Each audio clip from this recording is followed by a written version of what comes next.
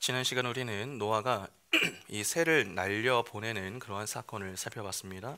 홍수 심판 중에서도 하나님은 방주 속에 있는 노아와 그의 가족들을 기억하셨습니다.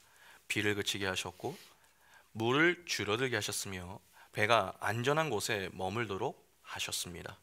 이에 노아가 창문을 열어서 하나님이 하신 약속을 확인하기 위해서 이 새를 날려보냈죠. 그때 그가 날려보낸 새가 무엇이었습니까? 까마귀와 비둘기였습니다. 노아가 까마귀와 비둘기를 날려보낸 것은 같은 은혜를 입어도 그 은혜에 대한 반응은 각기 다를 수 있다라고 하는 것을 보여주기 위해서였습니다. 까마귀처럼 주인의 의도와 주어진 사명과 상관없이 그냥 자기 마음대로 사는 그러한 인생이 있는 반면에 비둘기처럼 주인의 의도와 주어진 사명을 바르게 이해하고 주인의 의도에 따라 사는 인생이 있습니다. 이 그림을 그대로 옮겨 놓은 사건이 바로 12정탐꾼의 이야기였죠. 따라서 우리는 항상 좀 조심할 필요가 있습니다. 기독교 집안이라고 해서 무조건 구원을 받는 것도 아니고 교회를 다닌다고 해서 전부 알곡인 것도 아닙니다. 그러니까 겉으로 보이는 것을 여러분 전부로 여기시면은 안 됩니다. 우리는 남에 대한 평가도 조심을 해야 하지만 동시에 우리 자신에 대한 점검도 충실해야 됩니다. 오늘날 많은 이들이 가장 미흡한 부분이 무엇인 줄 아십니까? 자신의 신앙을 잘 점검하지 않는다는 것입니다. 교회를 다니는 분들 중에 은근히 많은 분들이 이 자신의 신앙에 대해 상당히 호의적이고 관대하다라고 하는 사실을 아십니까? 남들에게는 겸손하게 보이기 위해서 제가 참 많이 부족합니다. 아직 신앙이 미숙하고 많이 배워야 합니다. 그렇게 말은 많이 하지만 사실 속으로는 상당한 자신감을 가지고 있습니다. 내가 그래도 교회를 몇 년 이상 다녔는데, 내가 교회에서 무슨 직분을 가지고 있는데, 내가 교회에서 찬양 인도자이고 교사인데 목사인데, 그렇게 신앙의 연수와 직분, 섬김 등으로 자신의 신앙은 그래도 좋지 않겠는가? 그러한 막연한 생각을 가지고 교회를 다니는 경우가 의외로 많습니다. 그러나 그런 생각을 가지고 계시다면 빨리 버리셔야 됩니다. 점검하지 않는 신앙은 결코 좋을 수가 없습니다. 학생들은 시험을 싫어하죠. 그러나 학교는 시험을 보려고 합니다. 왜 학생들이 싫어하는 것을 뻔히 아는데 시험을 보는 줄 아십니까? 점검하지 않으면은 학생들이 공부하지 않는다라고 하는 것을 선생님들이 너무나도 잘 알기 때문에 그렇습니다. 그러니까 시험을 통해 학생들을 공부시키고 그 시험이라고 하는 하나의 수단을 통해서 학생들의 학교 생활을 점검하려고 하는 것입니다. 사람은 점검하지 않으면 나태해집니다. 세상의 이 대부분의 경우에는 점검을 하죠. 학교에서는 시험을 봅니다. 건강을 위해서는 건강 검진을 합니다. 회사에 들어가기 위해서는 면접을 봐야 됩니다. 그러나 교회는 어떻습니까? 점검하는 이가 없습니다. 단지 교회에 나왔는가 하는 그 여부 정도에서 그치는 수준입니다. 그래서 오늘날 성도들의 신앙이 그렇게 약한 것이죠. 우리 교회가 왜 청소년과 청년들에게 이 경건생활 보고서를 매주 쓰게 한 줄 아십니까? 한 주 자신의 신앙을 점검하지 않으면은 결국 관념적인 신앙을 가지고 살아갈 것이 너무나도 뻔하기 때문입니다. 점검을 해야 내가 지금 있는 자리를 확인하고 문제를 진단하여서 처방을 내릴 수 있는 것 아닙니까? 그래야 아프지 않고 건강하게 지낼 수 있는 것입니다. 그걸 위해서 귀찮고 힘이 들지만 자꾸 좀 해보세요. 그렇게 이야기를 하는 것이죠. 여러분, 신앙생활을 하면서 자꾸 확인하는 습관을 가지셔야 됩니다. 확인의 필요성과 중요성을 가볍게 여기시면 안 됩니다. 확인은 진짜와 가짜를 구분할 수 있는 척도이며 자신의 자리를 확인하고 바른 방향을 설정하는 그러한 일에 도움을 주는 역할을 합니다. 확인을 얼마나 의미 있게 하느냐에 따라서 신앙의 성숙과 성장이 좌우된다, 그렇게 말을 해도 틀리지 않습니다. 그만큼 중요한 것이 자신의 믿음과 신앙, 자신의 자리를 점검하고 확인하는 것입니다. 가짜에게 확인은 두려운 일이지만 진짜에게는 확신과 소망이 됩니다. 진짜에게 확인은 분명한 소망을 갖게 해주는 것이죠. 그런데 그 소망을 갖고 사는 이에게 필요한 것이 있습니다. 바로 인내입니다. 인내는 희생을 수반합니다. 오늘날 현대인들의 최대 약점이 바로 여기에 있죠. 희생을 하지 못합니다. 그러나 성경은 교회와 성도에게 희생을 요구합니다. 우리는 하지 못하는데 성경은 자꾸 하라고 하기 때문에 그 사이에서 많은 이들이 갈등하고 또 힘들어하는 것 아닙니까? 우리는 어떻게든 최대한 희생을 하지 않으려고 애를 씁니다. 그러나 그런 우리의 고집보다 하나님의 고집이 더 강합니다.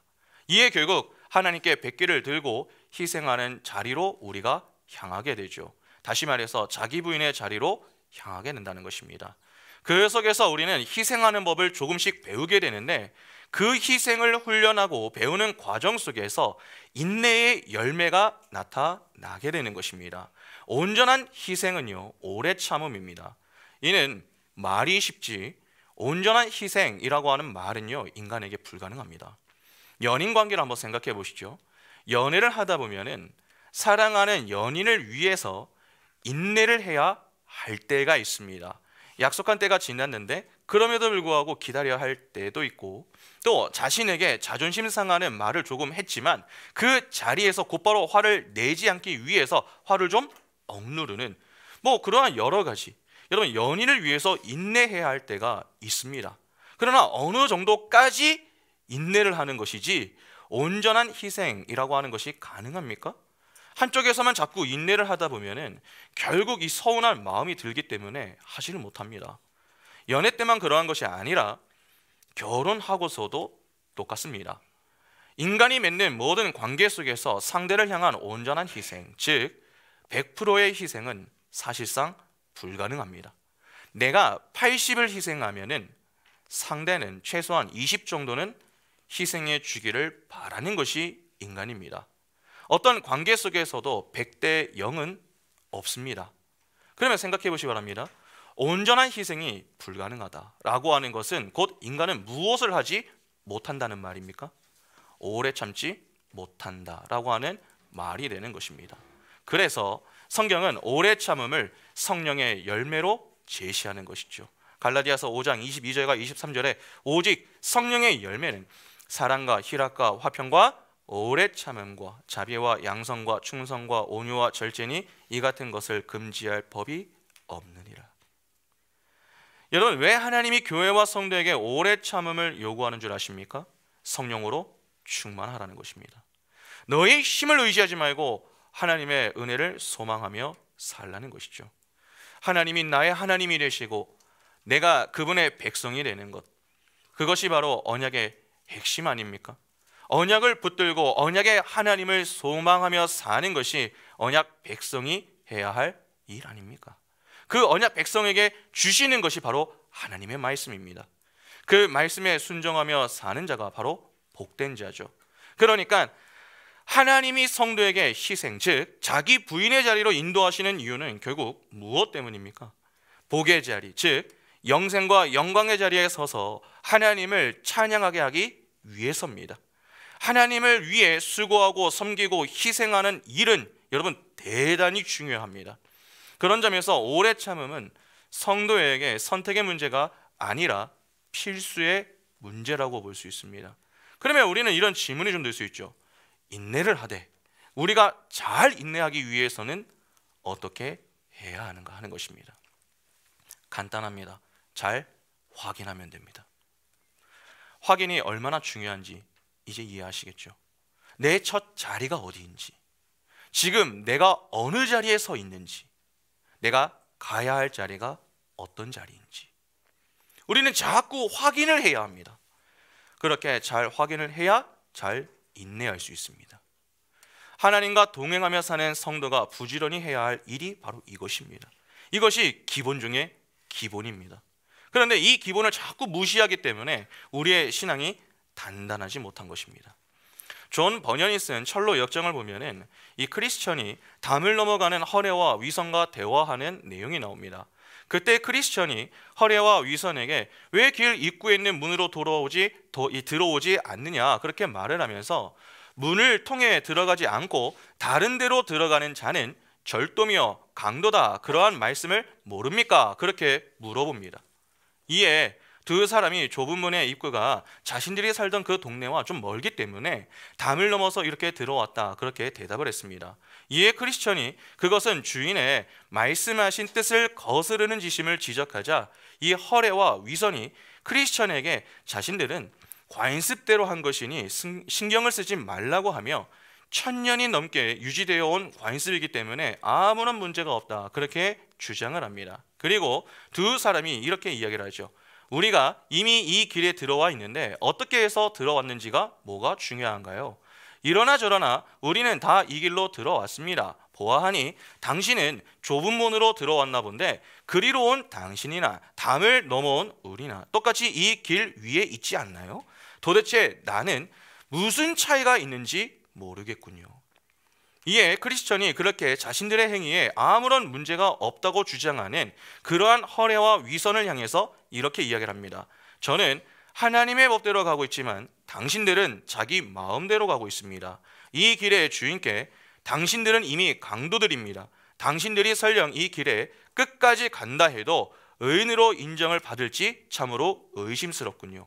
당신들은 주님의 지시 없이 제멋대로 들어왔으니 나갈 때도 주님의 자비를 기대하지 마십시오. 여러분, 이 대화를 어떻게 보십니까? 헌혜와 위선과 같은 사고를 갖고 사는 자들이 주변에 얼마나 많습니까? 좁은 문으로 들어가서 걸어가든 담을 넘어서 가든 그것은 별로 중요하다 그렇게 여기지 않습니다. 중요한 것은 지금 내가 길을 걸어가고 있다는 것이죠. 그러니까 출발은 어떠해도 상관이 없다는 것입니다. 그러나 정말 그렇습니까? 출발이 잘못되면 출발로 다시 돌아가야 합니다. 우리는 기본을 자꾸 무시하고 가볍게 여기려고 하지만 가장 많은 신경을 써야 하는 것이 기본입니다. 그런 점에서 우리는 우리의 자리, 즉 출발 지점을 확인하고 그 자리에서부터 얼마나 바르게 가고 있는가를 이 수시로 확인할 필요가 있습니다. 제가 왜 지금 이 확인에 대해서 이렇게 강조를 하는 줄 아십니까? 이 확인이 우리에게 소망을 주기 때문에 그렇습니다. 혹시 희망과 소망의 차이를 아십니까? 하나님은 우리에게 소망을 주시는 분이십니까? 아니면 희망을 주시는 분이십니까? 소망을 주시는 분이십니다. 로마서 5장 1절부터 4절 보시면 그러므로 우리가 믿음으로 의롭다 하심을 받았으니 우리 주 예수 그리스도로 말미암아 하나님과 화평을 누리자. 또한 그로 말미암아 우리가 믿음으로서 있는 이 은혜에 들어감을 얻었으며 하나님의 영광을 바라고 즐거워하느니라. 다만 이뿐 아니라 우리가 환난 중에서도 즐거워하나니 이는 환난은 인내를, 인내는 연단을, 연단은 소망을 이루는 줄 알미로다. 우리가 믿음으로 의롭다 하심을 얻은 자가 맞다면은 하나님과 화목한 삶을 살아야 합니다. 그러면 하나님과 화목한 삶을 산다라고 하는 것은 어떻게 사는 것입니까? 죄를 멀리하는 삶이죠. 달리 말하면 거룩한 삶을 사는 것입니다. 그런데 바울이 방금 읽은 이 3절에서 하나님과 화평을 누리는 삶을 사는 성도의 삶에 무엇이 도구로 쓰인다고 합니까? 환난입니다. 거기서 바로 그 유명한 환난은 인내를, 인내는 연단을, 연단은 소망을 낳는다라고 하는 구절이 나오는 것입니다. 여기서 인내라고 번역이 된 이 단어가 견디다라고 하는 의미입니다. 그러니까 환난은 우리가 이 땅에서 구원을 경험으로 완성시켜가는 것에 반드시 필요한 것이다 라고 하는 말이 되는 것이죠. 우리가 이론으로 알고 있는 이 교리가 우리의 삶 속에서 경험되는데 환난이 동원된다라고 하는 것입니다. 참된 사랑에 대한 하나님의 말씀을 경험하기 위해서는 여러분 누가 필요한 줄 아십니까? 원수가 필요합니다. 원수 같은 남편, 원수 같은 아내, 원수 같은 자녀들이 왜 있는 것입니까? 우리의 거룩한 성품을 위해 환난으로 동원되는 것입니다. 그리고 연단으로 번역된 이 단어는 성숙 혹은 증거라고 하는 뜻입니다. 이 말은 환난은 우리가 겪어도 되고 안 겪어도 되는 것이 아니라 우리가 성숙하게 양육되기 위하여서 반드시 통과해야 하는 성도된 증거다라고 하는 것입니다. 그리고 우리 성도들은 그 환난을 통해서 비로소 그리스도인이라는 증거가 그 삶에 나타나게 된다는 것이죠. 야, 저 사람은 어떻게 저런 상황 속에서도 기쁘게 지낼까? 어떻게 저런 사람을 사랑하며 살 수 있을까? 그러한 그리스도인의 증거가 환난을 통해서 얻어진다는 것입니다. 그리고 그러한 모든 것들이 우리에게 천국의 소망을 더욱 견고하게 해 준다라고 하는 것이 바로 환난은 인내를, 인내는 연단을, 연단은 소망을 낳는다라고 하는 이 구절이 담고 있는 의미인 것입니다. 여러분, 하나님은 우리에게 소망을 주시는 분이십니다. 희망은 될지 안 될지 모르는 것을 막연하게 바라는 것입니다. 그러나 소망은 확실히 될 것을 알고 있고 확실히 이루어질 것이라는 증거를 받은 희망을 소망이라고 하는 것입니다. 그 소망은 반드시 그리스도인의 성숙을 전제로 하고 있습니다. 그래서 우리는 반드시 자라야 됩니다. 소망을 갖고 있는 자들은 반드시 자라야 한다는 것이죠. 에베소서 4장 13절부터 보시면 우리가 다 하나님의 아들을 믿는 것과 아는 일에 하나가 되어 온전한 사람을 이루어 그리스도의 장성한 분량이 충만한 데까지 이르리니 이는 우리가 이제부터 어린 아이가 되지 아니하여 사람의 속임수와 간사한 유혹에 빠져 온갖 교훈의 풍조에 밀려 요동하지 않게 하려 함이라. 오직 사랑 안에서 참된 것을 하여 범사에 그에게까지 자랄지라. 그는 머리니 곧 그리스도라. 자, 그러면 교회가 이 땅에서 해야 할 일이 무엇입니까? 고린도전서 13장 11절에 내가 어렸을 때에는 말하는 것이 어린 아이와 같고 깨닫는 것이 어린 아이와 같고 생각하는 것이 어린 아이와 같다가 장성한 사람이 되어서는 어린 아이의 일을 버렸노라. 어린 아이의 상태로 머무는 것이 아니라 계속 자라는 것입니다. 자꾸 성숙하고 성장하는 모습으로 변하는 것입니다. 계속 영적 어린 아이로 여러분 머물면 안 됩니다. 빌립보서 3장 20절과 21절에 그러나 우리의 시민권은 하늘에 있는지라 거기로부터 구원하는 자 곧 주 예수 그리스도를 기다리노니 그는 만물을 자기에게 복종하게 하실 수 있는 자의 역사로 우리의 낮은 몸을 자기 영광의 몸의 형체와 같이 변하게 하시리라. 이것이 성도가 서야 할 최종 목표 지점입니다. 우리는 이 자리로 끝까지 자라가야 하는 것입니다. 그래서 예수께서도 제자들에게 이런 말씀을 하시죠. 누가복음 21장 16절부터 보시면 심지어 부모와 형제와 친척과 벗이 너희를 섬겨주어 너희 중에 몇을 죽이게 하겠고 또 너희가 내 이름으로 말미암아 모든 사람에게 미움을 받을 것이나 너희 머리털 하나도 상하지 아니하리라. 너희의 인내로 너희 영혼을 얻으리라. 너희가 예수를 믿게 되면은 엄청난 환난을 당하게 될 것이다. 그러나 그 환난을 잘 견뎌내면은 너희는 너희의 영혼을 얻게 되는 것이다. 이렇게 성경은 성도가 가지고 있는 성도됨의 증거를 감격이나 기쁨, 주님의 일을 열심히 하는 것으로 제시하지 않습니다. 환난으로 제시하고 있습니다. 그러니까 성도의 인생에 찾아오는 환난은요, 유익한 것입니다. 우리가 겪고 있는 환난이 우리에게 어떤 유익을 가져다 주었는가 하는 것을 잘 한번 생각해 보시기 바랍니다. 우리는 그 환난 때문에 인생이 망했다 그렇게 쉽게 이야기를 하지만 실상은 우리의 영적 성숙의 보탬이 되는 경우가 훨씬 더 많습니다. 여러분, 구원이 도대체 무엇입니까? 구원, 죄와 사망으로부터의 해방이죠. 그러나 그것이 구원의 전부는 아닙니다. 그것은 구원의 시작 지점입니다. 구원은 우리를 하나님의 자녀답게 만들어서 하나님과 함께 영원히 새 하늘과 새 땅에서 살게 만드시는 것을 구원이라고 합니다. 그렇게 만들기 위해서 제일 먼저 해야 할 일이 그 죄인들을 죄와 사망에서 건져내는 것이기 때문에 예수께서 오셔서 십자가를 지신 것입니다. 그것이 구원의 끝이라면은 여러분, 예수는 승천하여서 그냥 하늘에 계시면 되지 왜 굳이 지금도 우리에게 성령을 보내어서 이 땅에서 우리와 함께하고 계시는 것입니까? 로마서 5장 8절부터 10절을 보시면 우리가 아직 죄인 되었을 때에 그리스도께서 우리를 위하여 죽으심으로 하나님께서 우리에 대한 자기의 사랑을 확정하셨느니라. 그러면 이제 우리가 그의 피로 말미암아 의롭다 하심을 받았으니 더욱 그로 말미암아 진노하심에서 구원을 받을 것이니 곧 우리가 원수 되었을 때에 그의 아들의 죽으심으로 말미암아 하나님과 화목하게 되었은즉 화목하게 된 자로서는 더욱 그의 살아나심으로 말미암아 구원을 받을 것이니라. 여기 잘 보면은 구원에는 예수 그리스도의 죽으심으로 인한 구원과 그분의 사심의 구원이 있다라고 하는 것을 알 수 있습니다. 예수께서 살아나셔서 무엇을 하고 계십니까? 지금 우리 안에 들어오셔서 그 구원의 사역을 계속 진행해 나가고 계신 것입니다. 그러니까 예수 그리스도의 구속 사역은 지금도 우리 안에서 계속 진행 중인 것이죠. 그런 면에서 우리는 지금 구원을 받았고 받고 있으며 받을 것이다, 그렇게 말할 수 있는 것입니다. 우리가 죽음에서 건져진 것은 그 완성될 구원으로서의 출발일 뿐입니다. 이것이 소위 구원의 삼시제이며 이미 아직 아닌 것입니다. 그러면 여기까지 잠시 정리를 해보겠습니다.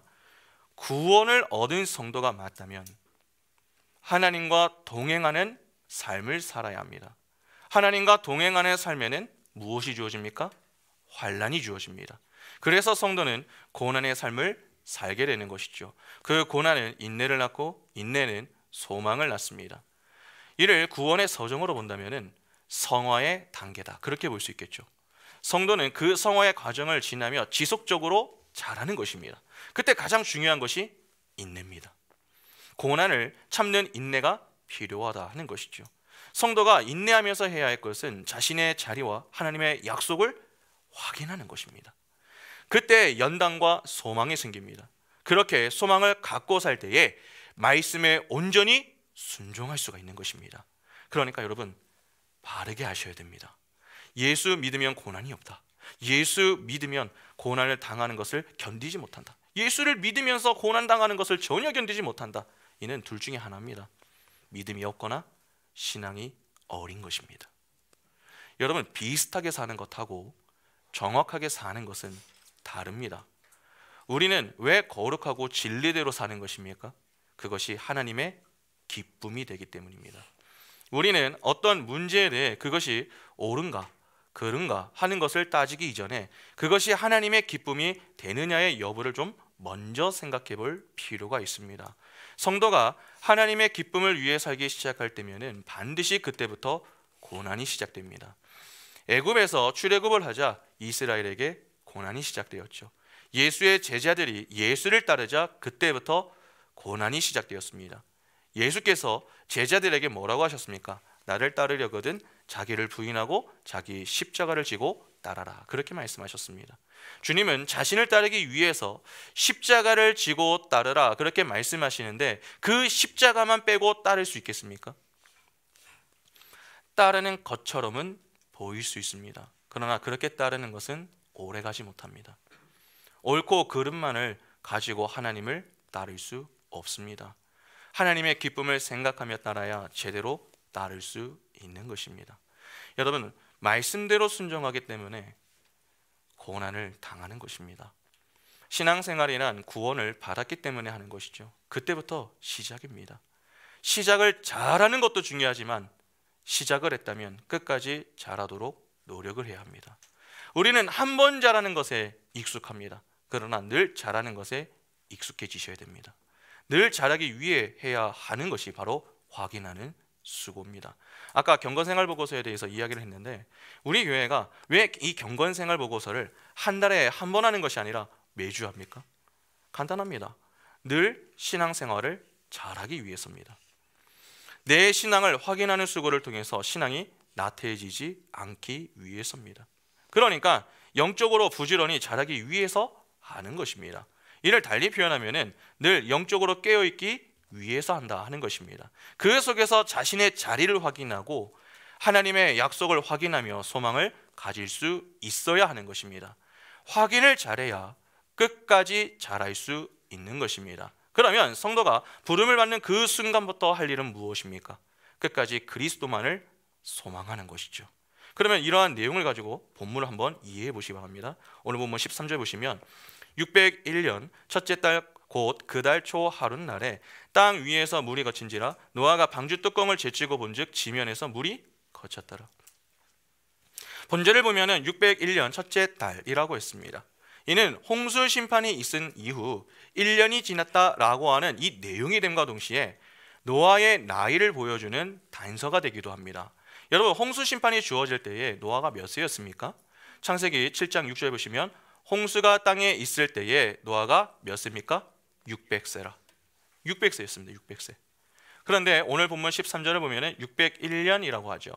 이는 노아의 나이가 601세가 되던 때다, 그렇게도 보일 수 있는 것입니다. 여러분, 노아는요 의인입니다. 때문에 하나님과 언약을 맺었고 그에 따라 말씀에 순종하는 삶을 지냈습니다. 방주를 지어라 하는 그 말씀에 따라 120년 동안 방주를 지었고, 비가 내리지 않을 때에 방주에 들어가라 라고 하신 그 하나님의 말씀에 따라 홍수 심판 7일 전에 방주에 들어갔습니다. 전부 말씀에 순종한 것입니다. 그 결과 그들은 홍수 심판을 피해 죽지 않았죠. 그러나 그러한 기쁨은 오래 가지 않았습니다. 생각해 보시기 바랍니다. 여러분, 1년 동안 방주에서만 생활을 했습니다. 제한된 공간 속에서 산다라고 하는 것이 쉬운 일입니까? 종종 실험을 하는 프로그램들이 좀 있죠. 상금을 걸어놓고서 이 제한된 집에서 나가지 않는 그러한 실험을 하는 그런 프로그램들이 좀 있지 않습니까? 일정 기간을 두고서 이 집에서 나가지 않으면, 그렇게 해서 생활을 하면 얼마를 주겠다, 그렇게 실험을 시작합니다. 그러면 처음에 사람들은 그 상금을 받기 위해서 이 정도는 내가 할 수 있다, 그렇게 여기면서 좀 가볍게 실험에 참여를 합니다. 그러나 점점 시간이 지날수록 어떻게 됩니까? 지루함을 느끼고 힘들어합니다. 제한된 공간 속에서 누구도 힘들게 하지 않았지만 스스로 무기력함을 느끼고 빨리 밖으로 나가고 싶다라고 하는 그러한 마음이 커지는 것을 경험합니다. 그래서 나중에는 그냥 상금을 포기하고 실험을 종료하는 그러한 참가자들이 나오죠. 그러면 생각해 보시기 바랍니다. 상금이 걸린 실험도 그러하다면 노아는 어떻습니까? 하나님이 노아의 가족들에게 기한을 정해 주셨습니까? 아니면 상금을 걸어 놓으셨습니까? 그렇지 않습니다. 방주에 타서 심판을 면하라 하는 그 말씀만을 주셨지, 그 방주를 타고 언제까지 지내야 하는지, 그리고 그 방주 생활로 인한 상금이 얼마나 걸려 있는지, 기한과 상금에 관한 말씀은 하지 않으셨습니다. 그러면 당연히 심판 초기에는 심판을 피했다라고 하는 그 안도감은 잠시 주어질 수는 있지만 그 이후부터는 그 방주 생활이 어떻게 다가오겠습니까? 지루하고 힘들게 다가오는 것은 너무나도 당연한 것입니다. 그러니까 빨리 방주에서 나가고 싶은 마음이 들 수 있다는 것이죠. 분명 인간적으로는 충분히 이해할 수 있는 부분입니다. 그러나 우리는 이에 대해 좀 고민해 볼 부분이 있습니다. 노아가 지금 방주에 타고 있습니다. 방주는 예수 그리스도를 상징한다, 그렇게 말씀을 드렸습니다.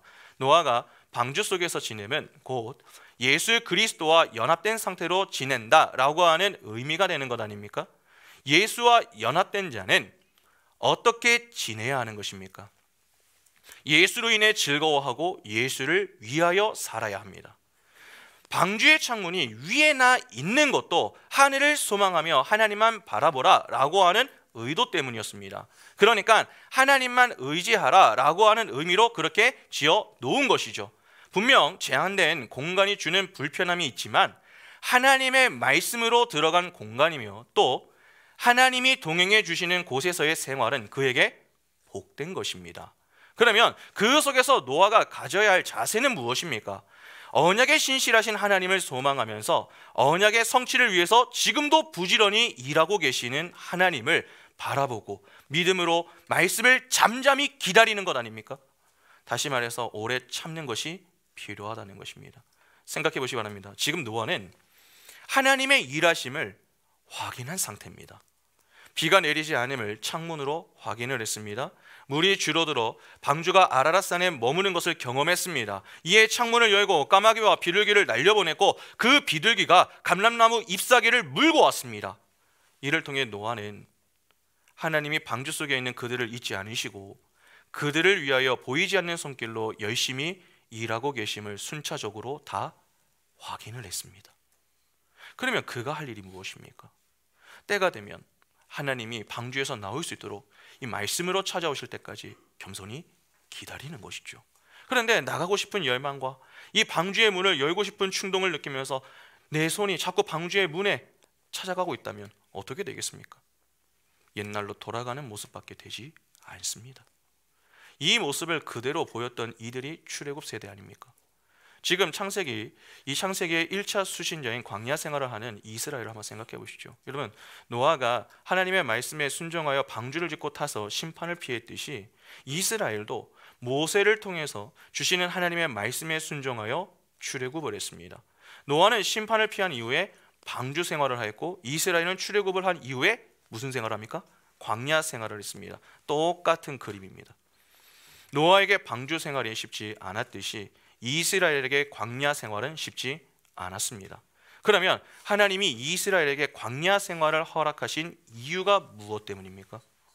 신명기 8장 2절부터 6절 보시면, 내 하나님 여호와께서 이 40년 동안에 내게 광야길을 걷게 하신 것을 기억하라. 이는 너를 낮추시며 너를 시험하사 내 마음이 어떠한지 그 명령을 지키는지 지키지 않는지 알려 하심이라. 너를 낮추시며 너를 줄이게 하시며 또 너도 알지 못하며 내 조상들도 알지 못하던 만나를 내게 먹이신 것은 사람이 떡으로만 사는 것이 아니요 여호와의 입에서 나오는 모든 말씀으로 사는 줄을 내가 알게 하려 하심이니라. 이 40년 동안에 내 의복이 헤어지지 아니하였고 내 발이 부르트지 아니하였느니라.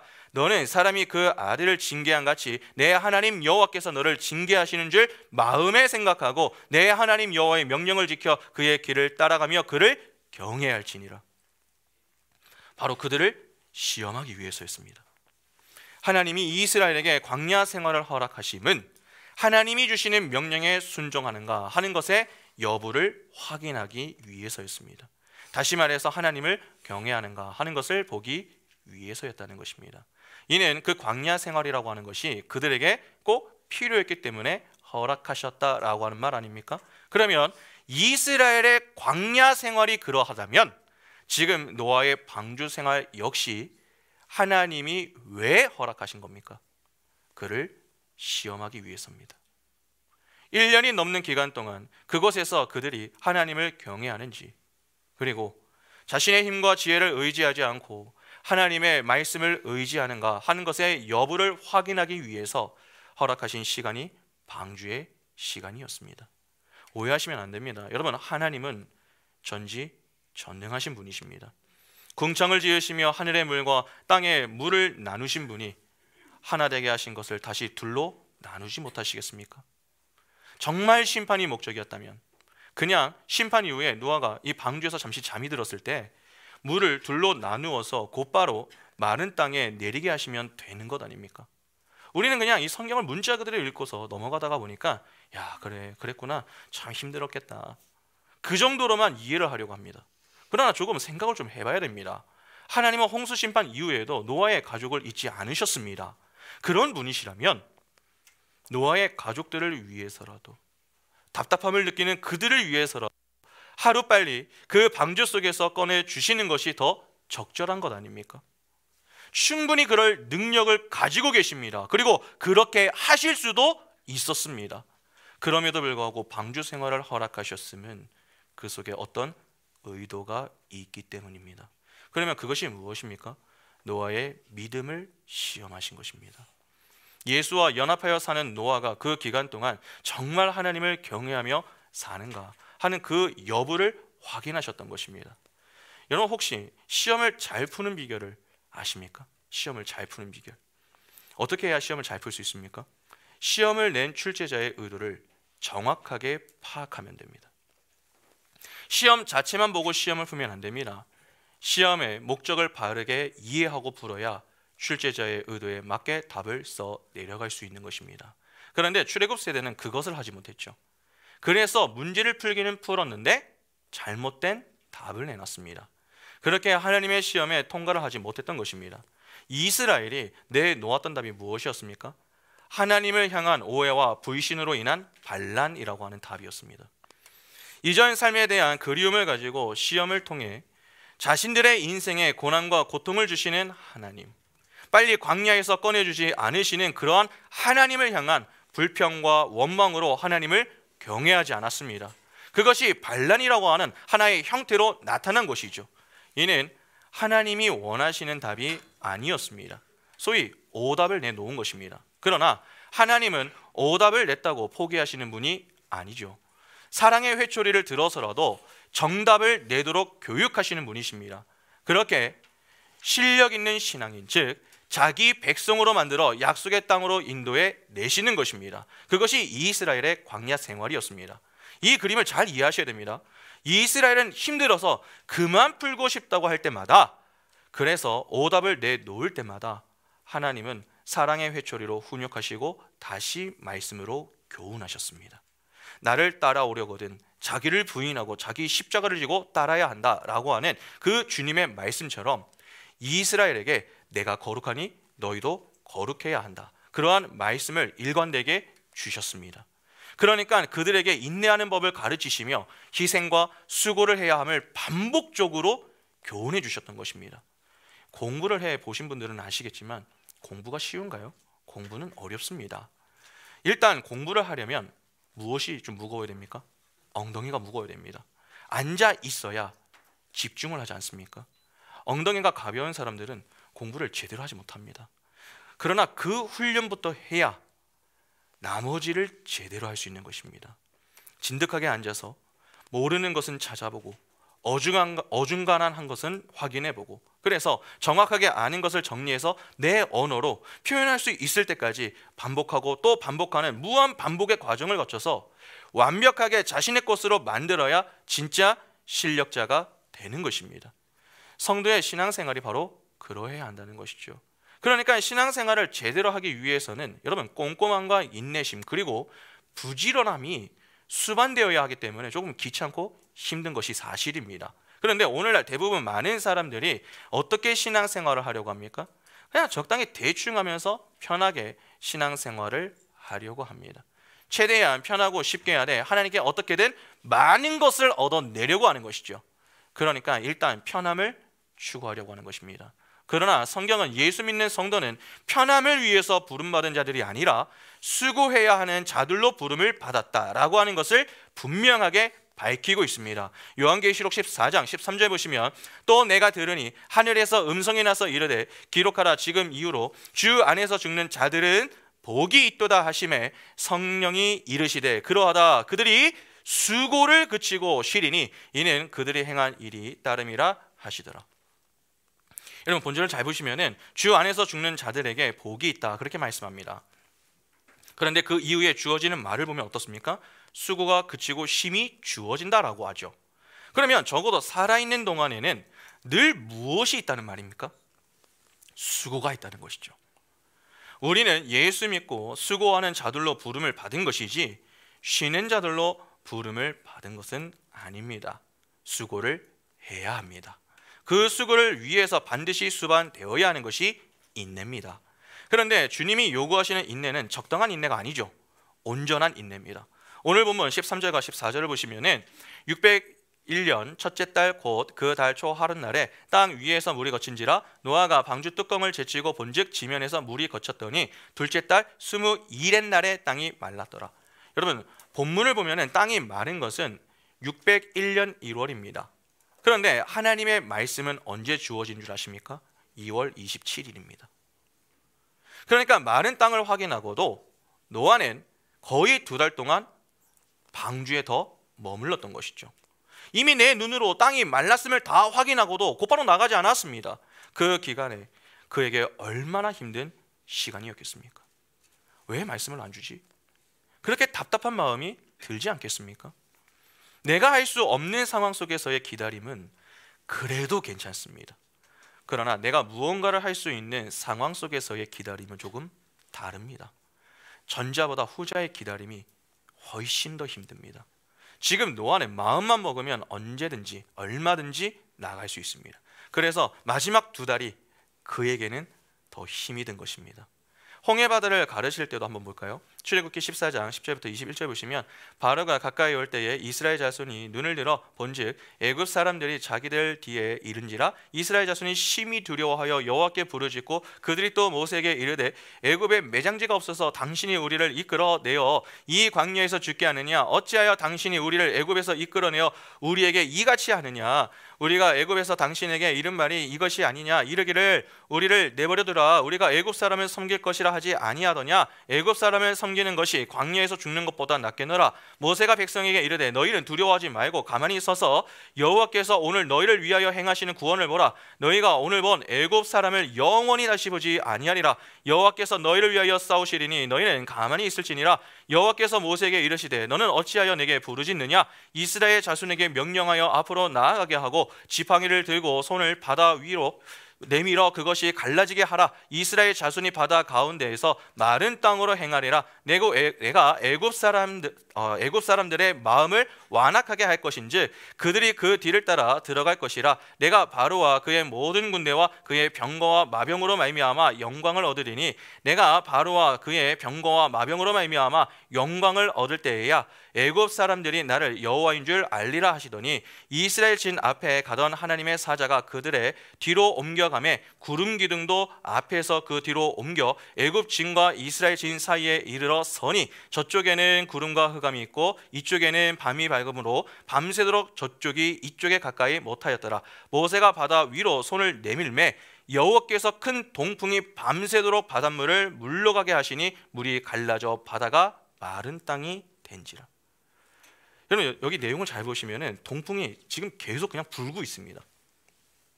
그 사이에 사람들은 무엇을 하고 있습니까? 기다리고 있습니다.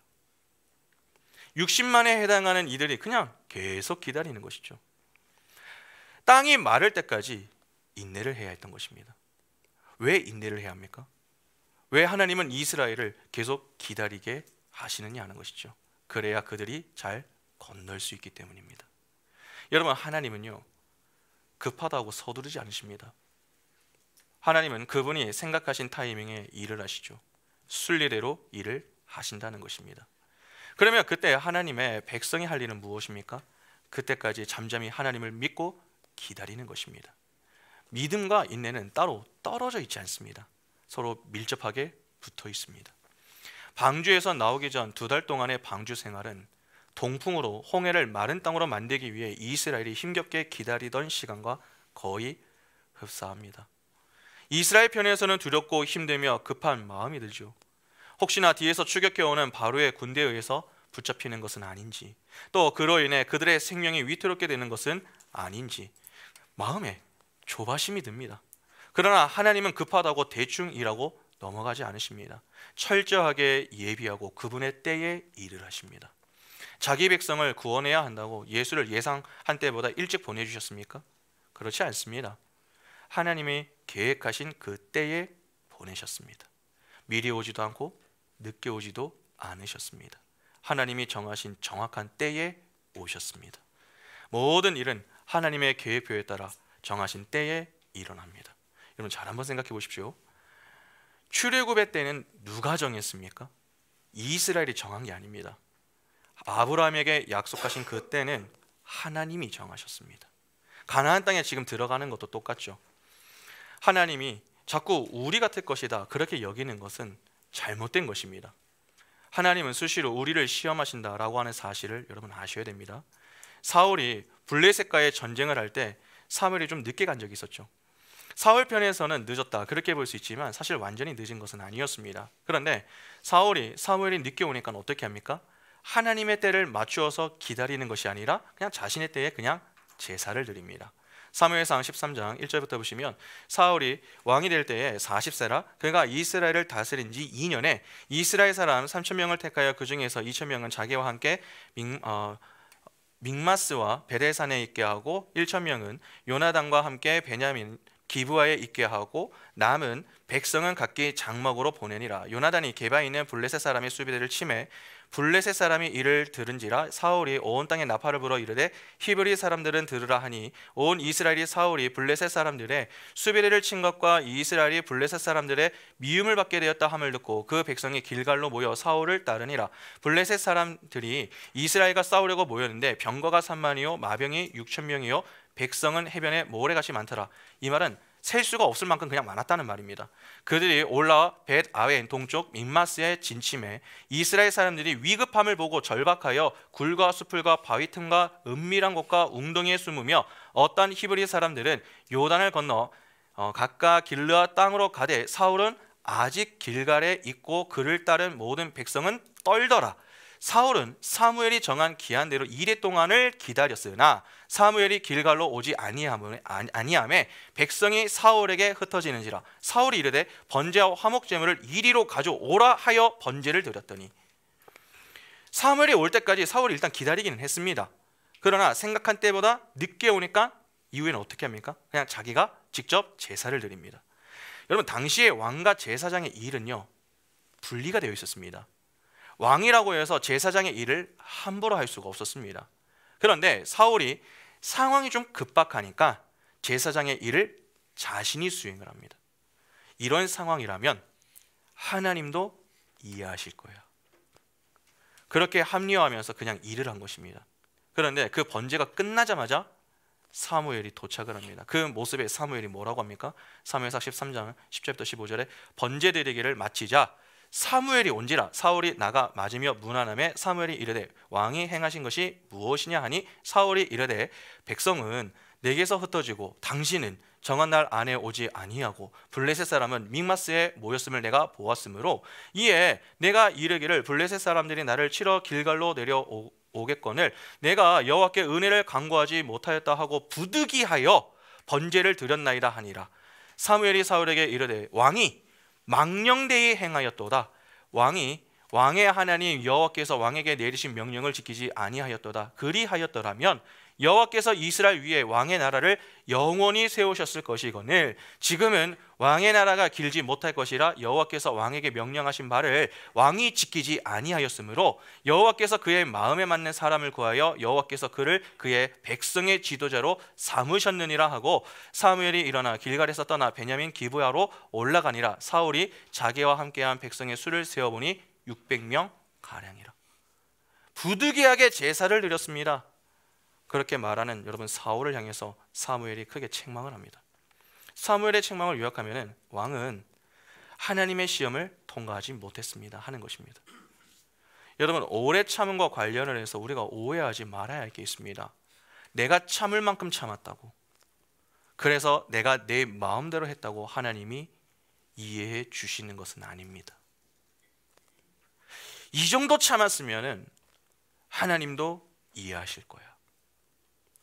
그렇게 말하는 것은 내 기준이지 하나님 기준은 아닙니다. 자꾸 상대적인 것으로 하나님과 대화하려고 하시면 안 됩니다. 가끔 우리는 내가 하나님보다 똑똑하다 그렇게 생각하는 그런 경향이 좀 있죠. 그러나 그런 착각을 빨리 내려놓지 않으면 우리는 하나님이 시험을 주실 때마다 낙제점을 받게 된다라고 하는 사실을 아셔야 됩니다. 왜 성도가 기도하지 않으면 안 되는 줄 아십니까? 하나님의 시험은 하나님의 은혜로 통과하는 것이지 내 힘과 경험과 능력으로 통과하는 것이 아닙니다. 오래 참음은 성령의 열매입니다. 성령으로 충만하지 않은 자가 어떻게 그 시험을 통과합니까? 통과하고 싶어도 통과하지 못합니다.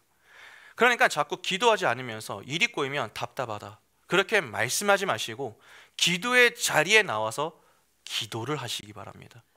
왜 끝까지 미련을 버리지 못하고 내 힘을 의지하여 문제를 풀려고 하십니까? 그럴수록 문제는 더 크고 고난은 더 강하게 느껴진다라고 하는 사실을 놓치시면 안 됩니다. 급하면 급한 대로 일하시고 급하지 않으면 급하지 않은 대로 일하시는 분이 하나님이십니다. 그러나 분명한 사실이 있습니다. 하나님은 정확한 때에 일을 하십니다. 하나님은 그분의 작전과 뜻에 따라 움직이십니다.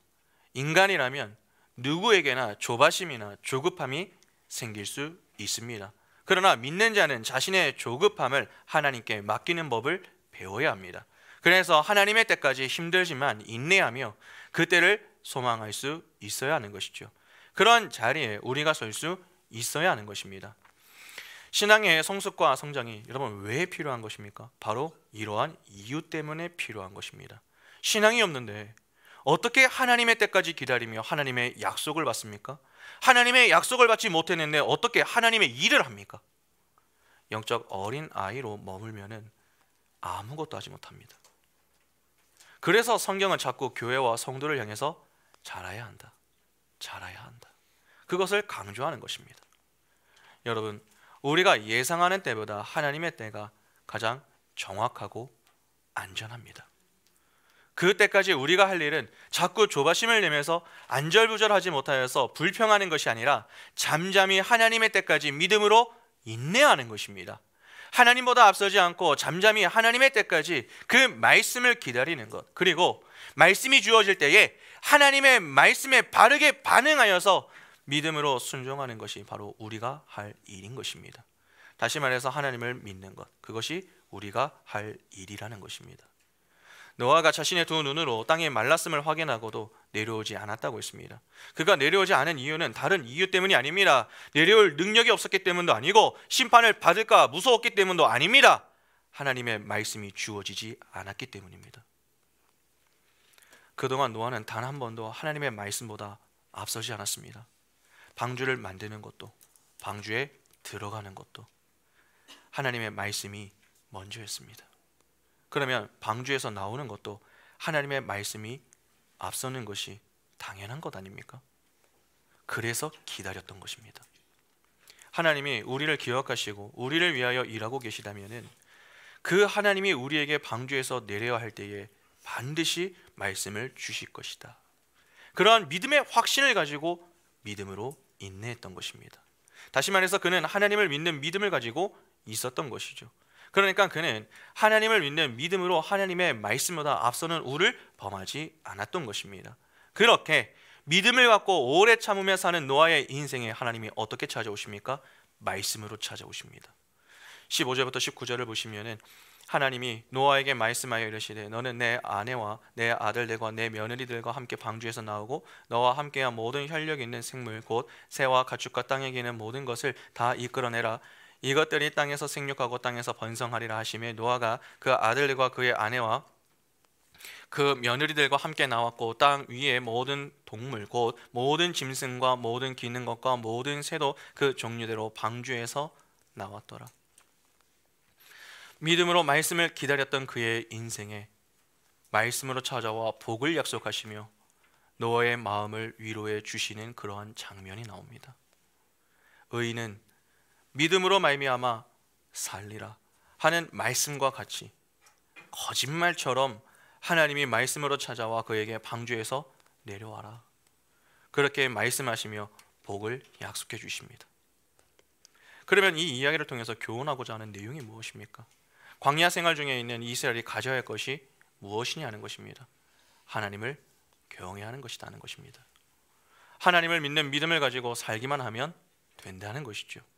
하나님의 말씀보다 앞서는 우를 범하지 말고 노아와 같이 잠잠히 하나님을 믿는 믿음으로 그분의 때를 기다리면 하나님은 말씀 가운데 찾아와 복의 약속으로 그들을 위로하시고 선한 길로 인도해 주신다는 것입니다. 노아가 바로 그 산 증인이라는 것이죠.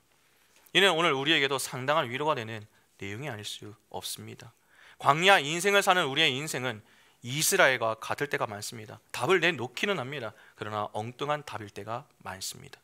그래서 하나님이 사랑의 회초리를 드시고 우리에게 고난과 고통을 통해서 다시 문제를 풀게 하시고 정답을 내놓을 수 있도록 인도하실 때마다 힘이 들어 불평할 때가 많지 않습니까? 그러나 그럴 때 하나님의 의중을 잘 파악하셔야 됩니다.